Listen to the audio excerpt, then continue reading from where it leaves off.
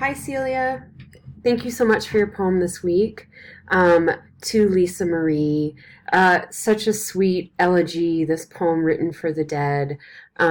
Such an appropriate time of year to be thinking about these things and writing these types of poems. So let's start with with your questions. You asked if the repetition in the poem was too simple and how you could reword it.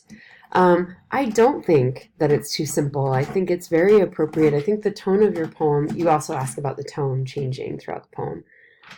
You may see a cat pop up behind me here. I hear him scratching.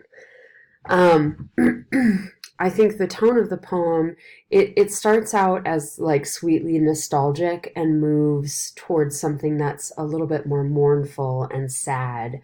But I think it really appropriately expresses what grief feels like, right? That's kind of the journey that we're on. Um, when we have this experience of losing someone we love. And I don't think that the repetition is too simple. I don't think you need to reword it. I really like that it starts with the that's how I'll remember you, that's how I'll remember you, and then ends I will remember you as this declaration, right? I like that it ends that way. It works really well for me. So nice work this week.